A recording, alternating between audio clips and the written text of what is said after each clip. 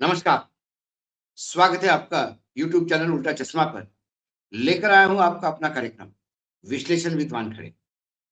आज भारतीय जनता पार्टी ने अपनी पहली लोकसभा उम्मीदवारों की सूची जारी की। 195 सीट डिक्लेयर किए, उसमें से 28 सीटों पर महिलाएँ हैं, 47 पे युवा हैं, 27 पे शेड्यूल कास्ट है, 18 पे शेड्यूल ट्राइब है और 57 पे ओबीसी है। यूपी, वेस्ट बंगाल, मध्य प्रदेश, राजस्थान, गुजरात, तेलंगाना, केरल, असम, झारखंड, छत्तीसगढ़, दिल्ली, जम्मू कश्मीर, उत्तराखंड, आंध्र प्रदेश, गोवा, त्रिपुरा, अंडमान, निकोबार, दमन, दीव, ये तमाम राज्यों की सीटें हैं।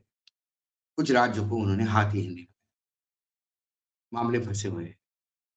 कुछ राज्य है गुजरात और राजस्थान जहाँ पूर्ण सीट क्यों नहीं अनाउंस हुई, वो भी दिखता है कि बीजेपी फंसी हुई। लेकिन ये विश्लेषण आप सभी जगह सुन रहे होंगे। लेकिन मैं आज फिर आऊँगा प्रधानमंत्री नरेंद्र मोदी जी के इसी बीच एक बात और बता दूं, एक बड़ा अ, पत्र जारी किया है इलेक्शन चुनाव आयोग ने। चुनाव आयोग ने उस पत्र में ये कहा है कि आपको धर्म, मस्जिद, मंदिर और कई चीजें बताई हैं कि जो चुनाव के दौरान नहीं करनी चाहिए नेताओं को। मुझे वो पत्र पढ़ने के बाद लगा, यदि ये कुछ शायद नहीं करना है तो फिर भाजपा क्या करेगी? वो पत्र पे भी आपने कई विश्लेषण सुने होंगे। लेकिन मैं आज बात करूंगा प्रधानमंत्री जी के उस वक्तव्य की जो उन्होंने पश्चिम बंगाल के दूसरे दिन के दौरे में फिर से दोहराई। पश्चिम बंगाल के 2 दिन के दौरे पे है, आज दूसरा दिन था। उन्होंने नदिया जिला के कृष्णनगर में फिर अपने भाषण में संदेश खाली का किस्सा सुनाया। संदेश खाली को लेके फिर एक बार माहौल बनाने की बात प्रयास किया उन्होंने। उन्होंने कहा कि संदेश खाली की बहनों को टीएमसी सरकार उनकी सुनवाई नहीं करती। अपराधी बंगाल में, पुलिस नहीं, बंगाल में अपराधी तय करते हैं कि कब सरेंडर होना है और कब नहीं। यह कानून व्यवस्था और महिलाओं के उत्पीड़न की पीड़ा प्रधानमंत्री नरेंद्र मोदी जी के चेहरे पे दिख रही थी और वो बार-बार अपनी बंगाल की बहू, बेटी, बहनों के लिए आंसू बहा रहे थे। लेकिन यदि मैं इसे विश्लेषित करते हुए ये बोलूँ कि ये घड़ियाली आंसू थे, तो शायद फिर लोग कहेंगे कि विरोध करने के लिए विरोध करते हैं। महिला उत्पीड़न में जो क्राइम ब्यूरो के रिकॉर्ड के जो आंकड़े हैं, उसमें महिला सुरक्षा को लेके सबसे सुरक्षित महिला कहाँ है देश में, तो वेस्ट बंगाल का नाम लिया जाता है। आंकड़े सरकारी आंकड़े बोलते हैं।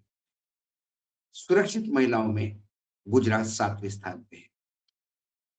प्रधानमंत्री जी का दिल नहीं रोया जब मणिपुर में जो महिलाओं के साथ अभद्रता, व्यभिचार हुआ, जिसके वीडियोज़ आए और वहाँ के मुख्यमंत्री कहते हैं ऐसे तो सैकड़ों वीडियोज़ हैं, मतलब कितने बड़ी तादाद में महिलाओं की इज़्ज़त लूटी गई, उनके साथ व्यभिचार हुआ, तब प्रधानमंत्री जी के कान पे जूं नहीं रेंगी। दिल्ली में जब महिला खिलाड़ी अंतर्राष्ट्रीय स्तर की कुश्ती की, जब एक गुंडे को नाम लेकर के उसने हमारा शारीरिक शोषण किया, न्याय माँग रही थी, प्रधानमंत्री जी के दिल्ली में उनका पुलिस एफआईआर भी नहीं ले रही थी। प्रधानमंत्री भी नहीं सुन रहे थे अपनी बेटियों की बात। सर्वोच्च न्यायालय में जाने के बाद एफआईआर दर्ज हो गई और वो गुंडा आज भी सीना तान के चल रहा है क्योंकि वो बीजेपी का सांसद है। बीजेपी के राज में जहाँ डबल इंजन की सरकार है, वहाँ गुंडे तय करते हैं, एफआईआर हो ना हो। वहाँ गुंडे तय करते हैं कि जो पीड़ित है उनके साथ सरकार और पुलिस व्यवहार कैसे करे। उल्टी गंगा बहती है। उसके बाद मैं दिल्ली, मणिपुर तो बहुत दूर की बात हो गई दिल्ली से। प्रधानमंत्री की उम्र 70 पार हो गई है। हो सकता है मणिपुर की बात उनको दिखाई नहीं दी हो गई, कान पे वो बात नहीं सुनी होगी। दिल्ली जो उनके नाक के नीचे हुआ, वो भी उनको सुनाई नहीं देगा। फिर मैं आता हूँ उनकी कॉन्स्टिट्यूएंसी के पास उत्तर प्रदेश में बनारस हिंदू यूनिवर्सिटी में एक लड़की का भारतीय जनता पार्टी के आईटी सेल के 2 पदाधिकारी उसके साथ व्यभिचार करते हैं, उसकी इज्जत लूटते हैं। वो दूसरे दिन ही चिन्हित हो जाते हैं, पुलिस उनको जान जाती है कौन है, लेकिन 1 महीने तक एक्शन नहीं होती क्योंकि उनको मध्य प्रदेश में चुनाव प्रचार करना होता है। सोशल मीडिया का जब प्रेशर बढ़ता है तो तुम्हें अरेस्ट किया जाता है। जहाँ डबल इंजन की सरकार है मोदी जी की, वहाँ गुनहगार तय करते हैं कि उन्हें प्रचार पे कब जाना है, इज्जत लूटने के आरोप में सरेंडर कब करना है। बंगाल का तो एक ही संदेश खाली हुआ, लेकिन ऐसा संदेश खाली मणिपुर में हुआ। कई संदेश खाली मणिपुर में है, संदेश खाली दिल्ली में प्रधानमंत्री के नाक के नीचे और एक संदेश खाली उनके लोकसभा क्षेत्र के पास बनारस में। तब भी प्रधानमंत्री जी सामने नहीं आए, तब भी रोते हुए प्रधानमंत्री नहीं दिखाई दिए। मानो बनारस हिंदू यूनिवर्सिटी में जिस लड़की की इस्मत लूटी थी, जो खिलाड़ी हमारी अंतर्राष्ट्रीय स्तर की कुश्ती की खिलाड़ी, उनकी इज्जत लूटी थी। मणिपुर में जो हो गया था, मानो उनको प्रधानमंत्री जी से कोई वास्ता नहीं। कितना डबल स्टैंडर्ड से आदमी चलता है। लेकिन मैं जो खबर आपके पास विश्लेषण के लिए लाया हूं, वो इससे भी घिनौनी है, जिसमें सर्वोच्च न्यायालय नहीं, उच्च न्यायालय गुजरात का ये कहता है कि हमें चेहरा देखने के लायक नहीं रखा है, चेहरा दिखाने के लायक नहीं रखा है। डरावनी है ये रिपोर्ट और एक संदेश खाली गुजरात में हुआ।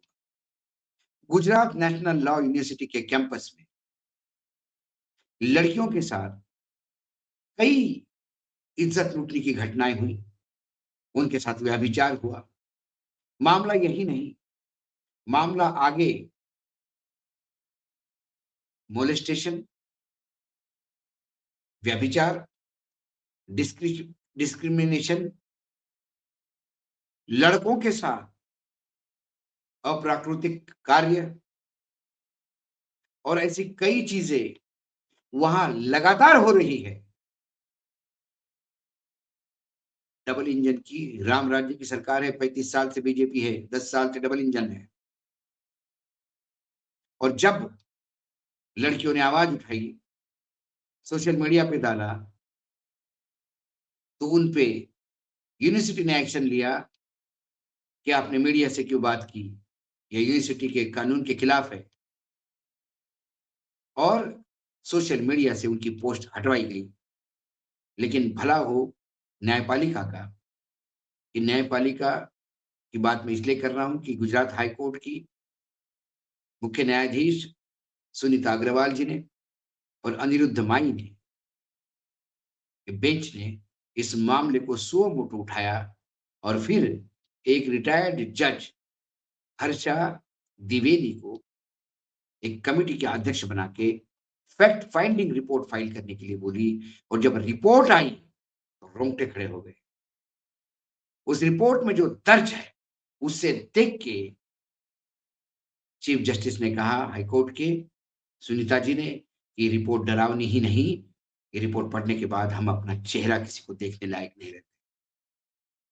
रजिस्ट्रार, फैकल्टी, हॉस्टल की वार्डन सब मिलके जबरदस्ती विद्यार्थियों का होने वाला उत्पीड़न, उसकी आवाज दबा रहे थे। उन्होंने कहा कि जब बच्चे पढ़ने आते हैं तो वार्डन हो, रजिस्ट्रार हो, फैकल्टी हो, एक अभिभावक की स्थिति में होते हैं। ऐसे में उनका शारीरिक शोषण हो रहा है, उनके उनके साथ व्यभिचार हो रहा है, लड़कियों के साथ, लड़कों के साथ, और फिर भी प्रशासन मामले रफे-दफे करता है, क्योंकि बीजेपी का एक कोई बड़ा नेता उसमें इन्वॉल्व है। बीजेपी का बड़ा नेता लगातार इसको रफा-दफा कर रहा है।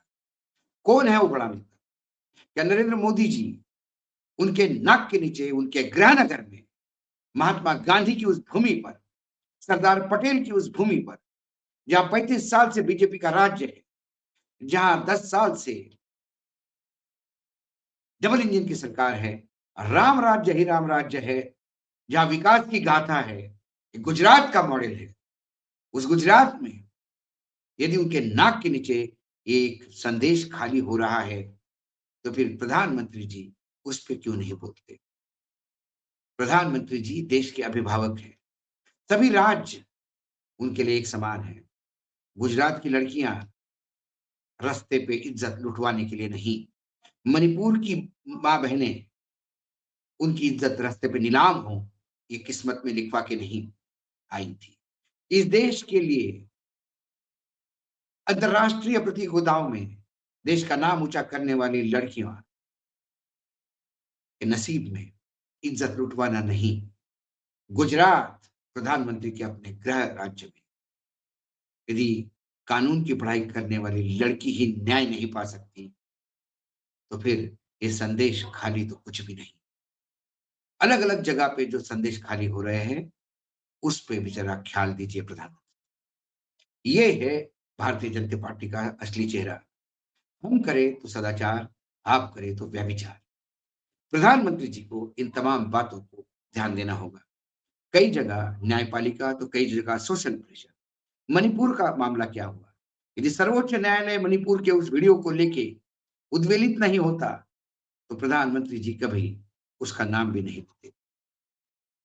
अमानवीयता तब झलकती है कि मणिपुर को लेके जब नो कॉन्फिडेंस मोशन आता है, तो मणिपुर को छोड़ के बाकी सभी चर्चाएँ होती हैं। ये सरकारी पक्ष का अपने कुकर्मों पे चादर डालने का एक तरीका है। जो दिल्ली में हुआ बहनों के साथ, उसके बावजूद भी वो गुंडा टिकट भी पा जाएगा तो आश्चर्य नहीं होगा। ये ओरिजिनल चेहरा है। जिन लड़कों ने जो बीजेपी के नेता थे, उस बीएचयू के कैंपस में व्यभिचार किया एक लड़की के साथ, उसकी गलती ये थी कि वो राम राज्य समझ के यूपी में पढ़ने आई थी और इज्जत लुटवा बैठी। और जिनको अपना सगा समझती थी, जिनको राष्ट्रवाद और भारतीय संस्कृति का द्योतक मानती थी, ऐसे ही बीजेपी के नेताओं ने उसकी इस्मत लूटी। गुजरात तो राम राज्य है, डबल इंजन की सरकार है। सबसे सेफ तो बच्चियां वहां होंगी। प्रधानमंत्री जी के नाक के नीचे अमित शाह जैसे गृह मंत्री होते हुए उनके नाक के नीचे तो हम सेफ होंगे। लेकिन गुजरात लॉ कॉलेज में तो संदेश खाने से भी ज्यादा घिनौना चीज देखने को मिली। ये है हमारे देश की सच्चाई। आज इतना ही। कल फिर आता हूँ किसी विषय के साथ। तब तक के लिए नमस्कार। देखते रहिएगा यूट्यूब चैनल उल्टा चश्मा।